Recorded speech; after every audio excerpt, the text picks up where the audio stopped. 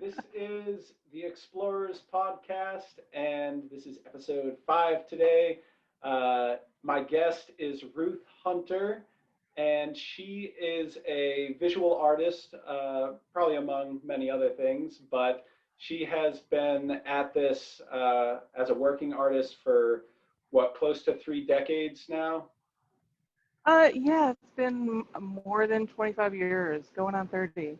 Yeah. And just to quote Ruth's artist statement and bio, she is creating light atmospheres through sense memory. And I think that's an awesome launching point right there to ask you what that term means, because for you to put that right up front to describe your work, there must be a lot kind of loaded into that phrase, sense memory. So I want to start Oh, with yeah. that, Ruth, and get to know about your creative process. So everyone listening, this is Ruth, and we'll kick it off. All right. Well, thank you, Benjamin. I want to take a moment to thank you for asking me to be on your podcast. I am really kind of excited about it. Yay! I'm Um, excited. so, so sensory memory.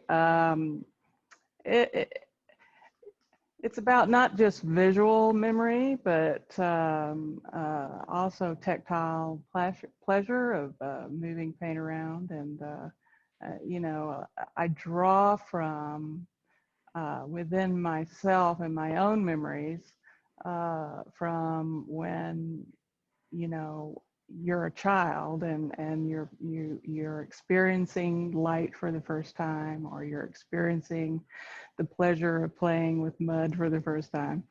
And I have early memories of before I was crawling, where I was on one of those woven rugs, one of those. Uh, uh, it's made out of wool, and in just a diaper, and darkened room. My mother kept the curtains closed and stuff, and suddenly, through a little crack in the curtain, a shot of light came across me right in front, and I remember it so vividly. And it is a sense memory to me, because I was so enthralled with how the color changed on the rug. It went from drab and dark to bright, and you could see little bits of color, and here I am with my little fingers trying to grab them, and things like that. Almost like It's the stuff like a cat with a laser pointer, almost. well, sort of, only not as quick. But it's the stuff that you keep like that I draw upon when I'm painting. So, my relationship with ambient light and just the tactile pleasure of moving paint around with my brush is adds to that sensibility and that sensory memory. So it's where I pull my images from, because we all have those things uh, uh, buried into our subconscious. And a lot of the color and a lot of the atmospheric quality and the uh, uh, creating light with color um, comes from that place, Wow. if that makes any sense. It makes a lot of sense, and it's very Okay. inspiring, and it sort of like it opens up so many new questions for me. So I'm going to try and organize my thoughts and ask you one at a time here. Um, Okay. because yeah, all of that's so fascinating to me. Just the fact that you're able to remember that far back. I mean, past 5 years old gets pretty hazy for me, and a lot of people Mm. I've heard that's something that they experience. Kind of falling out of touch with those early formative years. But for you, Right. it sounds like that's really integral to your whole uh, that deep well of inspiration. It sounds like you never lost contact with that, which is so cool. Well, the deeper aspect, yes. And, as far as actual memories like birthday parties and, the day to day, I don't have very many of those kinds of memories, the childhood memories and all that. I don't have that many. But what I have kept are the sensory memories. Mm. The sound of water splashing and and just the pleasure of feeling, laying in cool grass and having a warm sun on your face. That, that kind of thing. It not just visual, but felt, Yeah. you know? So on that note, it sounds as though your creation process sounds like equally tactile uh, component, equal ratio tactile to visual. It sounds like Right. there's even other sources, maybe auditory, that might even like somehow get translated through that visual process. Mm-hmm. But would you say that one, that's true, that like they kind of take equal roles in your creation, that the way it feels in addition to the way it looks, or does that sort of take a secondary role to the visual I, creation? I think how it feels is integral. How it feels, because I have to stop myself sometimes, especially when I'm feeling in a jumble and kind of all over the place emotionally. Uh, it's good for me to stop and ask myself questions that kind of pull me back into, okay, so um, how am I feeling in this moment? And try to pinpoint it instead of, because I can get kind of all over the place sometimes emotionally. I know that was happening a lot um, while I was trying to paint some rather large works this past month earlier when, the uh, the riot happened at the Capitol, and I was trying to paint at the same time when all that stuff was going on, and the news is constant in the background, and it's upsetting. So I had to really kind of get grounded and you know uh, look further inward, because when everything outside of you is kind of crazy, it's you can probably I know I did at the time. I could produce some pretty uh, uh, uh, still and calm work during that time, because I needed really badly to go to a quiet place within myself. So That makes sense. yeah. Is that something you're always striving to achieve through your art, or do you sometimes wish to express or isolate a feeling that maybe isn't positive necessarily for you to indulge in, maybe something more cathartic? Do you find that you try to Mm. preserve those states, or do you try to work past it towards this peaceful state that you're talking about? I think I even when I'm feeling or drawing upon something that's pretty dark and shadowy in its nature, and we all have our shadow sides that we have to contend with. Oh, goodbye. And so that's okay. Oh yeah, well I have that problem too, but right now I'm freezing. But I think we have our shadow sides that we have to contend with, and some things are pretty dark and pretty ugly. And I like to try to work through that in painting, on the surface of the painting, because eventually you can make beauty out of it, you know. um, I'm always looking for that transformative aspect of making beauty out of pain, out of something really dark, you know? Yeah. I have a lot of that in there. So, uh, Yeah, and that's something that I wanted to kind of ask you about and touch upon was that there does seem to be not like a really like polarized theme, but you do use cool colors and warm colors in such a mhm, kind of poignant. It's very evocative.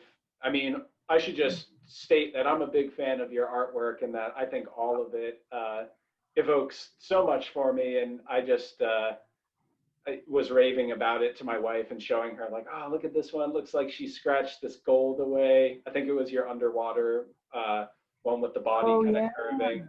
I just found that so beautiful among so many other ones. But so Thank I'll you. stop gushing now. But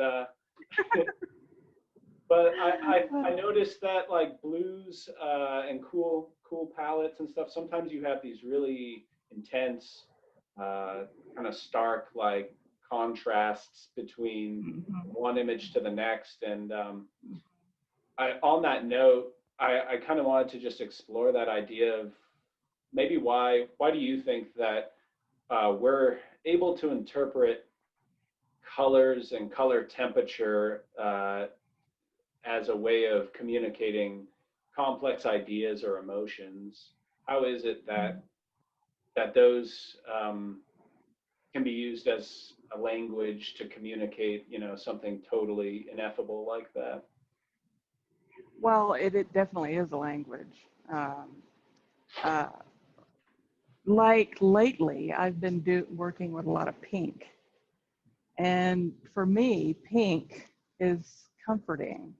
Um, uh, it might mean something different to someone else, but um, I, I feel elevated, I guess you could say. Do you think that Um, do you think that possibly relates to we all come from the same pink, origin, the same womb, and that fleshy kind of comfort is like just familiar. It's kind of a universal thing. Do you think that's maybe why that color speaks to us or resonates on such a obvious? I don't know if everyone gets comfort out of pink. I kind of do though, so I'm I really don't yeah.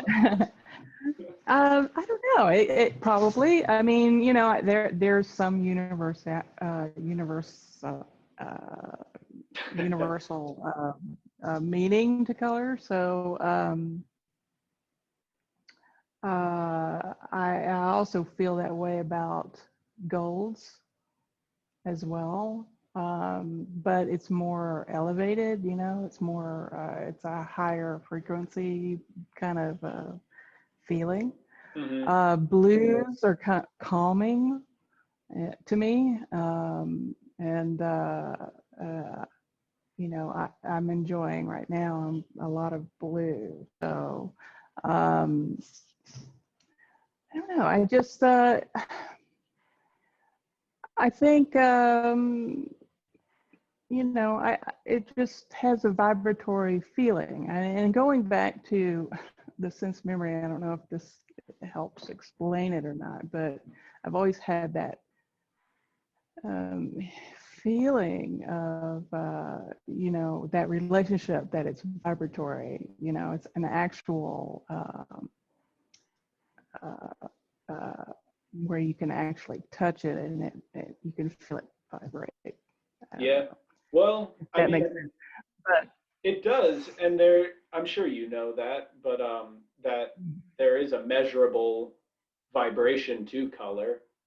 mhm. So, do you I think that remember when, do you think you're really tapping into some sixth sense where you're feeling oh, of a resonating vibration come out of color, or is it some synesthetic sort of experience that you have with it?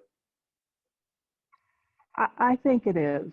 because I have a very vivid sense memory of when I was very small. My mother used to make our clothes, and uh, we had, both me and my sister had white dresses with these large polka dots on them, and they were primary colored. I remember sitting on a dock, on a boat dock, and listening to the water and watching the sun sparkle off the water. So there's a lot of sensory memory. There's the sound of the water splashing against the dock, and the sparkle of the light on the water. And I remember just kind of daydreaming and feeling the polka dots on my dress, and I could feel the vibratory difference through my finger of the when you would move it across the when I would move it across the polka dot of on the dress. I could do that walking on a sidewalk, you know, where you could feel the change of the tones in the sidewalk, so under my feet. Through your And shoes? a lot of, yeah, well, yeah, Wow. and it's just, you know, a lot of it, I guess, is imaginal, that magical thinking that you have as a child. But these things I have carried with me, and they inform the work, I think. So, yeah, That's and very it's interesting. definitely, Is it something that you've continued to experiment with over the years and like have somebody, hey, test me real quick. Let's see if I can get the color right here. Or is it something that just you feel like it's faded away or? I think over time it has. I mean, I can access it, you know, in my memory, but I don't know.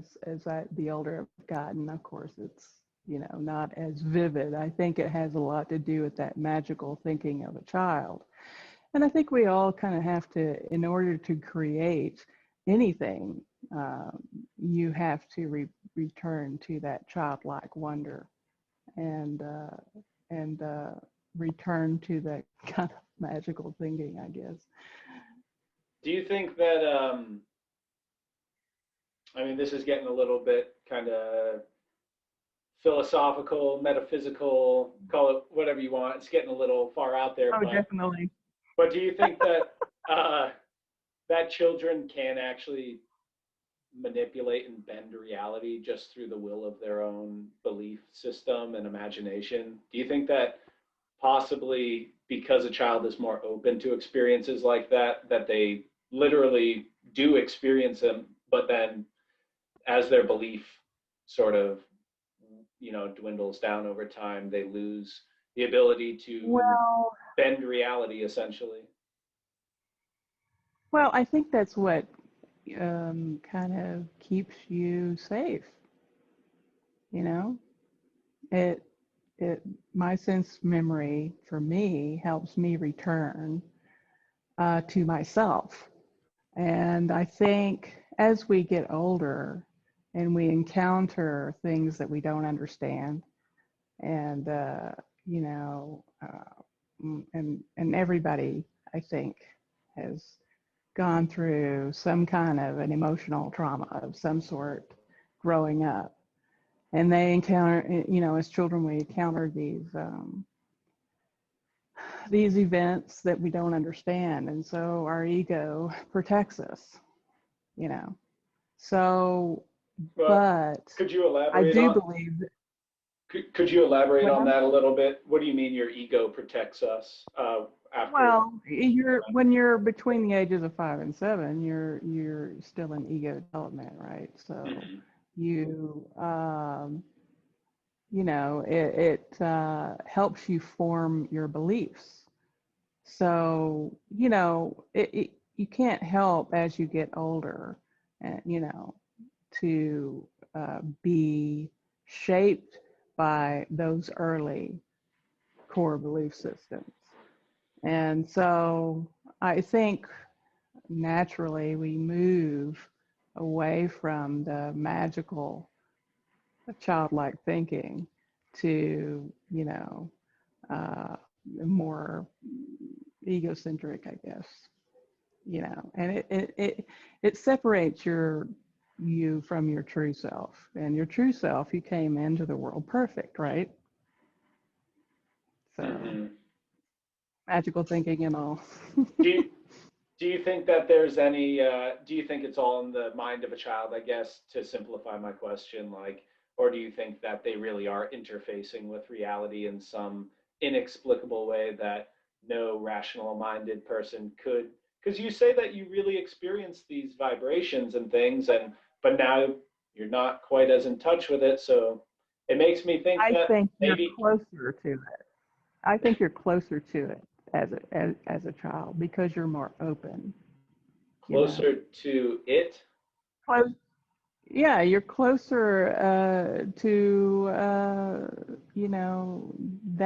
that sort of magic that you can create for yourself, I just want to keep Probably is not dissecting. the direction that you wanted to go in. Oh no, it absolutely is.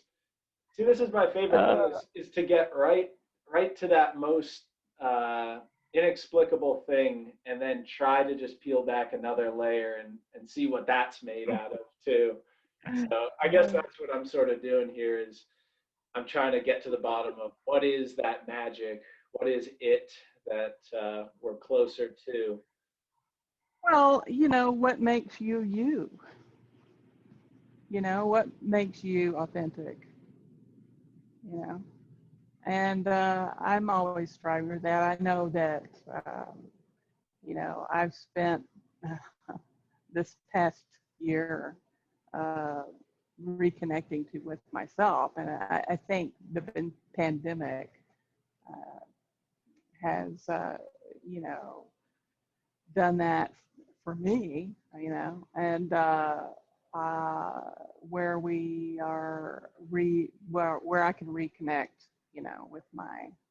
with myself and who I am and how I fit into the world. So I love that you one have transmuted such a terrible kind of thing that's hit us all and turned it into an uh, amazing thing for yourself well, and for other people as right, well. yeah.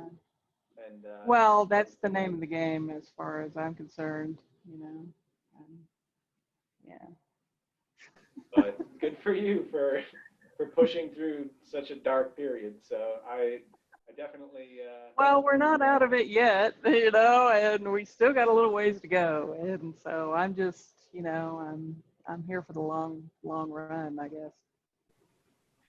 but I wanted to say, Ruth, that I really like that you tie it back to childhood.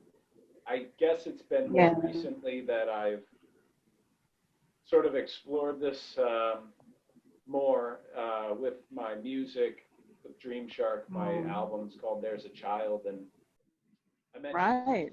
previously, but it was in large part inspired by Mr. Rogers, and Oh, yeah. and I just I didn't really watch Mr. Rogers as a kid, but my wife did, and she told me about how important he was to her. But I kind of got into him late, and I just was really overwhelmed by his sincerity and his Mm. connection to His children. his authenticity, you know, Yeah, it's it there's not a that's single really what it scandal is. about him or anything. Like Right. he doesn't have skeletons in his closet and stuff. But what's Wonderful, positive person. I'm sure he had his shadows, his that's true. shadow side. Sure. Everybody has it. And it's what, gives us character. It's true. I mean, it sounds like it was a driving force for him. I watched a documentary recently where I talked about how, as a kid, he was isolated and sick a lot of the time. So he had to make his own Mm. fun with his sock puppets and stuff. But it was pretty interesting. A lot of the puppet characters that he has, like Daniel the Striped Tiger and stuff are Mhm. different facets of his own personality. But that's kind of Right. that was a bit of a side note to what I was ultimately saying, which was that I just I had this sudden sort of realization, I guess, that the next generation is highly dependent on us, and this sort of um, passing off of responsibility or throwing Mm. hands up of like, oh, it's someone else's job to be a good role model for these kids. It just kind of struck me all at once, I guess, a year or so ago, and that kind of all fed into that creation of the album "There's a Child." So Mm. basically, it was weird how it kind of coincided with my wife and I getting pregnant. We're going to be having our first child in a little under 2 months now. Wow, that's fantastic. That's Yeah, great. we're really Congratulations. excited. Thank you. And it was just a really, I mean, like, you could say confirmation bias and just say, you know, oh, you're just looking for coincidences and things. But it was pretty cool how No. I sort of had this big epiphany, um, and then we got pregnant, and it was, yeah, really exciting and just felt so right. But you talking about childhood and how meaningful yours Mhm. was to you, I think a lot of adults forget that kids are very fully aware beings Oh yeah. that just turn into adults, and some of them don't progress past the age of 8 and become a fully grown 8-year-old, so to speak, you know, an adult size 10-year-old, or wherever they might have gotten stopped along the way, or some serious Right. trauma might have occurred or something. But this focus on childhood uh, development and the magic of a child's mind, um, Mhm. and just that place that we all come from, and that we all hold on to those roots, or we're growing from those roots, or whatever metaphor Mhm. best suits it. Okay. Um, but I Well, really, these things are all true. They're not just, metaphors, but they're all true, right. really. But I like that you emphasize that so much, because by by acknowledging your own inner child, I think having that as a point of focus, it just kind Mhm. of makes children in general sort of get a little bit more um, thought. I just don't think society thinks very much about kids and their needs, and so Right. I love that that's the angle you're coming from. Well, it definitely informs me because, it, it, I'm always working through the the shadow side of it. I'm coming out of that and transforming it, and reconnecting myself with my, as you say, inner child. And what I enjoyed too is when on your posts, when you were posting your childhood drawings.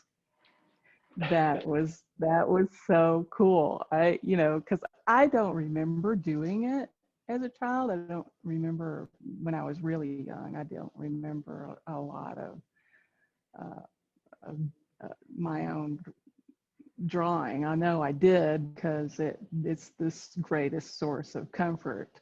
Yeah, Coming out of it, uh, out of growing up. Uh, but I enjoyed seeing that, and I thought that was really awesome when you shared those. I wouldn't have remembered a lot of them either.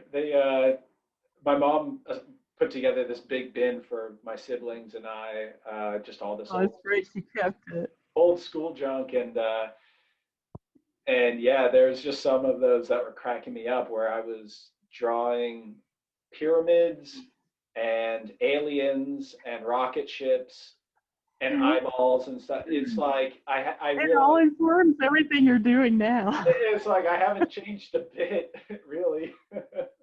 It's great. It's great. Yeah, it's a very satisfying feeling to feel like congruent with. It's like I didn't even give it any thought back then, so I must be on my natural path.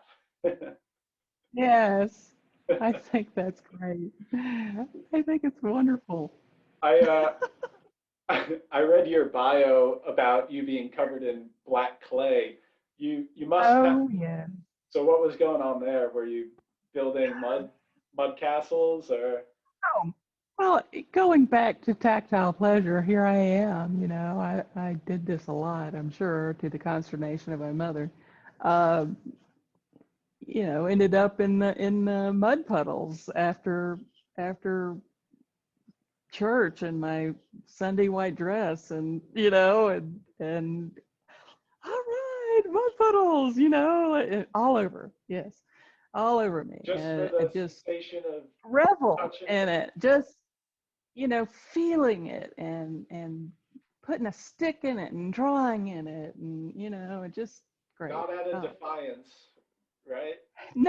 no, because I could not resist. I couldn't resist a mud puddle. That's too Never. funny. So that's just one of your earliest memories is just getting dirty. Ah, well, yeah, it was one of my favorite things to do growing up. I think we lived in East Texas as I was growing up, and uh, just, uh, that was my escape, getting outside and climbing the trees and running through the fields and picking flowers and playing in the dirt, finding rocks and stuff like that, and just making play out of all of it. And it still informs me now. Um, Was when was most of your experience by yourself, or did you have siblings like getting involved with this sort of playing I around? had no, I was mostly by myself. Although I had a sister that was 2 years older. I was the youngest, and I had two half brothers, one from my dad's side from another marriage, and one from my mom's side from another marriage. So, although I have no memory of them at all, um, there's like 20 years difference, I think. Not just not the half siblings. Yeah, Oh, okay. yeah, and there's just a lot of you know difference in our ages. So, um, I was yeah, gonna. Oh, I don't sorry. have a lot of actual memories of things and events and stuff like that, but I remember all of the stuff where I played on my own and in nature and you know stuff like that. Those were the meaningful memories. I think they saved me. I I'm interested that you say that you were mostly kind of doing this stuff by yourself. It makes me wonder if most artistic people have that in common.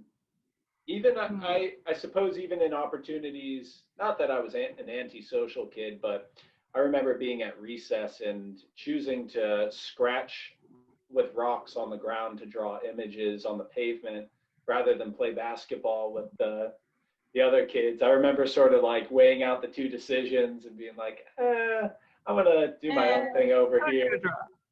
But the Yeah. thing was that my older siblings, they were nice to me for a time, but they were 5 and 6 years older, which to some people isn't a Right. lot, but to them they treated it like, you know, you're, stay away, peasant. You're Yeah. you're not Oh, cool enough to be baby. around us. So I think that I ended up doing a lot of kind of me time, and the best way Yeah. to explore alone time was through creating things, and that felt like the most sort of, I don't know, way to make my time blossom into something magical, if I had Right, to right. spend time alone. So I wonder if that's something a lot of artists can say that they sort of did as kids, sort of self-isolate and go create and tinker around. I think it's a requirement. Not a requirement. I think it's a great requirement. Oh, it is. Yeah. It very well could be. Solitude. Solitude, I think, yeah. I think it's good for creating, because you can process it through you and then work through the process of creating it out here. So, yeah, I think it's a necessity even now. And Yeah, as hard as that is to like get any more of, the isolation. well, it's going to get different here in a couple of months. But, you know, something that I've had to implement because my days were just starting to all wash into one big blur. Um, Mhm. I had to give myself a schedule with little time chunks. So I had things to look forward to the Right. following day and keep myself Mhm. from procrastinating one task across 7 days or something like that. But Yeah. curious for you as somebody who's still doing your art and running your business, how do you kind of manage? Do you also need to give yourself sort of a bit of a routine, or are you able to just kind of flow through each day, or does that have its up and downs? Uh, that It is, has its ups. It has its ups and downs. I do try to paint every day, but some days, no, Mhm. I don't really get into it. But of course, now I'm kind of kicking it into high gear. I've spent um, a good part of this year building up a lot of stacks of canvases. So, um, and in the last couple of months, I recently talked to my gallery in Astoria, Brumfield Gallery, and they are putting my work on the program for this year in July. I'm going to be doing a two-man show with Angela Prevance. That's Um, fantastic. uh, Two she's a what? wonderful printmaker, and so yeah, it's going to be fantastic. It's going to run July 10th to September 5th this summer.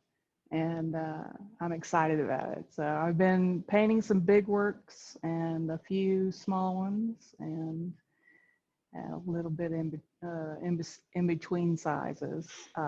So I'm kind of excited about that. So I'm back to doing some large works again, it's been a few years, but I'm very happy about it. That's exciting. I think we all kind of have our like, as visual artists, we all sort of have our comfort zone of a canvas size, Mm, or mm, mine's usually 16 by 20. So it's like, mhm. it's always really exciting going up to that next big size if it's something that you don't usually do. Like for you, what would that Yeah. what would that be for you? Like your standard and then your jumbo one. Well, I've done quite a few. I have several 24 by 24s, but I'm enjoying right now a 36 by 36, which is 3 foot square, which is a good size for me. I love working in it. I've got a couple up on the easel if you want to see. Oh yeah, please do share.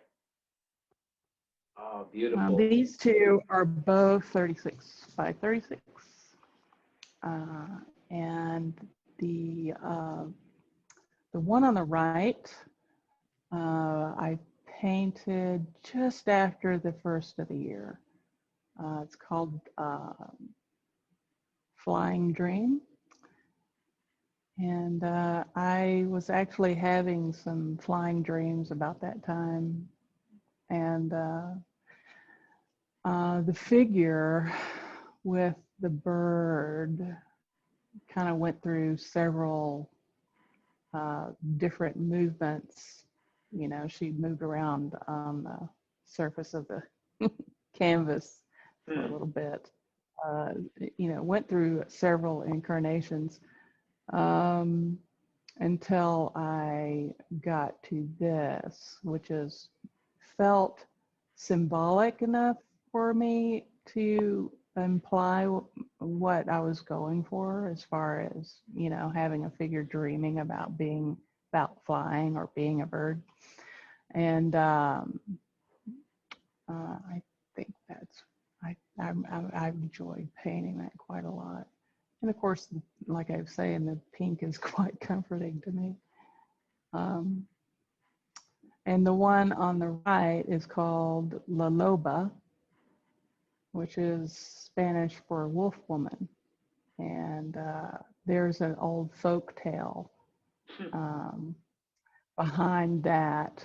And really, it's kind of what I've been thinking of a lot. About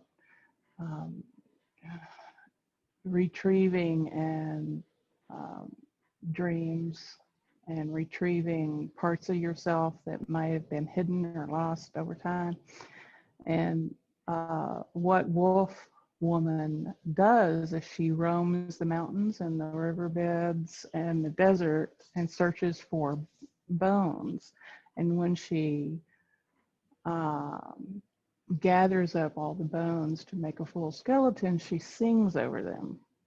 So it's La Loba singing over the bones to bring them back to life. And so they flesh out and they become revived, you know. So going back to symbolism, I guess, is bones are rather hard to destroy, but they could become lost to the world. So she gathers up these things, these bones that could become lost, and brings them back to life. So it's the aspects of your, you know, your imaginative life, your dreams, your aspirations, and gives them back to you.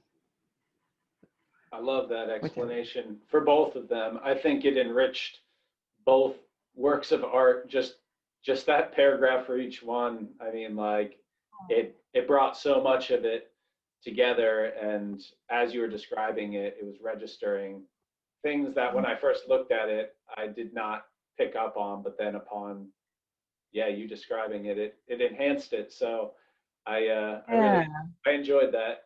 What's interesting is the one on the right, the red, oops, my UFO just came crashing down. Uh-oh. Put it back up, put it back up. See if I can get it low easily. Oh, yes.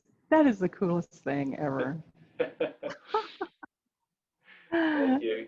I would like to hear your thoughts on that topic, actually, when we get a second. And on that note, too, Ruth, I wanted to let you know, I asked for you to reserve from 7 to 9-ish, just so that, because we're almost done with an hour here. I'm doing 1-hour episodes, but then if you're available to chat a little longer, I had a couple other questions and things to talk about, and I'm going to be posting it on my Patreon as like an extended bonus for people who want to catch more. So sure. Awesome. That's great. But yeah, regarding your painting, I wanted to say that the one on the right, the pinkish one, the first thought that came to mind for me, you said you painted it on the 1st of this year, and I don't know if this is going to be like, oh, well, you know, that's not what it was supposed to be, but how I saw it was that red sky reminded me of the Oregon wildfires and like what a insane year this last year was, and her kind of flying away, the person on the ground. I don't know, it very much, maybe it's just because I'm projecting what I'm looking for, but it was very much sort of a moving on from the last year kind of like symbol for me looking at it. And just Right, that red right. sky, I know you have it as pink and it's supposed to be calming, but when those fires were going on, we were on It evacuation. was not calm. Yeah, Yes. we were on alert to have to leave, and I thought, and for a week, the smoke made it look like Mars outside. So that's the first thought Yeah. that came to mind. But I Oh, like how you described it.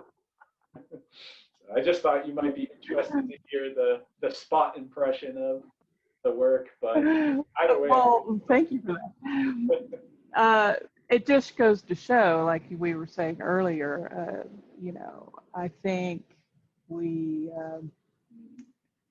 anytime you look at art or color or anything like that, we bring a little of ourselves to it. So, which is yeah, great. and Is that's what we should. I think I love that the most of all about your artwork. Every single one is so vague yet relatable. It's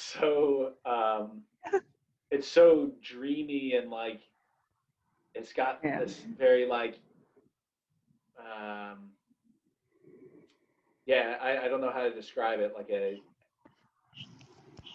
esoteric, ineffable kind of spiritual. Oh yeah. Uh, Enigmatic. yeah, it's very. It just feels like in my words to my wife, I said this looks just like how like when I'm trying to really crisp up a memory in my mind and I can't quite like get the features to lock in and it's just this sort of vague memory. Your paintings look just like how I sort of visually experience a memory, I suppose, just real kind of Mhm. um, broad Well, shapes and forms. I think what I'm interested in too, and really it's the basis for part of the basis for what I'm doing. I'm trying to slip a glimpse of that thing that is passing uh, in the corner of your eye. You don't see it directly, uh, but you get a sense of um, and if you turn your head to look at it head on, it disappears. It's kind of a um, ephemeral, I guess you could say, Yeah, if that that makes sounds like any sense. a great word to describe it. Yeah, and you know, it's a hard thing to capture, but I'm most interested in those things that are passing, that they disappear quickly, and you just get the little glimpse of it.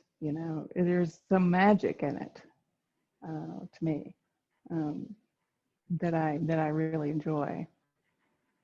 Well, you're such a disciplined portrait artist. Ruth, Mm. by the way, for anyone who's listening, has done a beautiful portrait of my wife and I, a black and white Yes, portrait. I I should have remember had it to doing. show, but It's so good. yeah, Ruth has a very technical, uh, technically proficient skill set too, to do that kind of stuff. And I think that's what made it even more fascinating to view your other work. I remember you mentioning to me at the market that you had a whole different style and colorful artwork with pastels on cotton rag and totally different from your watercolor or no, India ink Ink. or Hmm. ink. Hmm. Ink. Yeah, your ink portraits, which really focus Right. on proportions and Hmm. relationships between shapes to convey a really convincing, realistic depiction of someone's likeness, which is, really hard to do without having the proper proportions.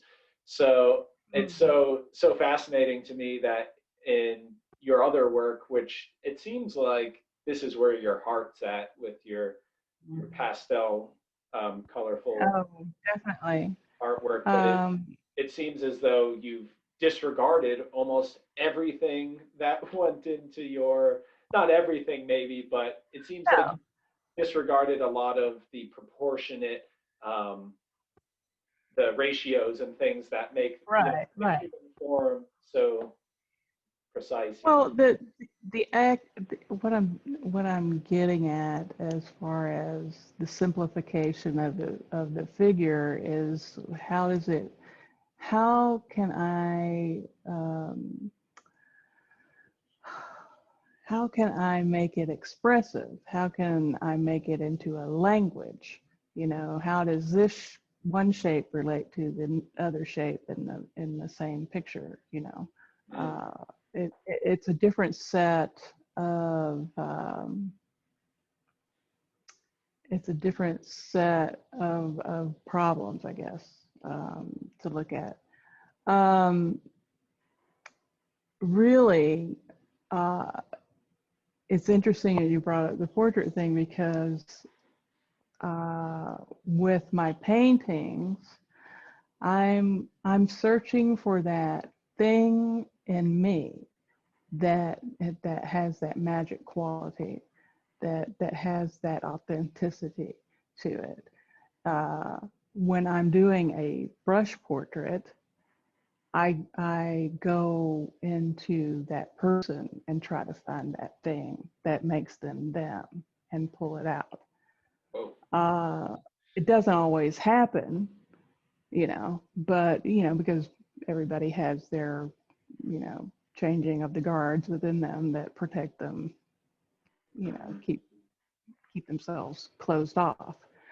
It doesn't always happen, but I can sometimes slip a glimpse of that thing in someone else that makes that person them and incorporate it into their portrait. Do you think With, then yeah. you're like painting in their personality into little creases and things? Like, is that kind of your goal at that point? I don't know if I don't know if you mean that literally, but not necessarily literally. But I'm using my draftsmanship skills, but still feeling, going into them and feeling who they are, if that makes any sense. And sometimes I can, you know, achieve that in the portrait, and sometimes not. It just depends. But the goal in my other painting, my figurative work, is to go within myself and find that magical thing that connects it to me somehow, or connects it to more universal language. Does that make sense? It does.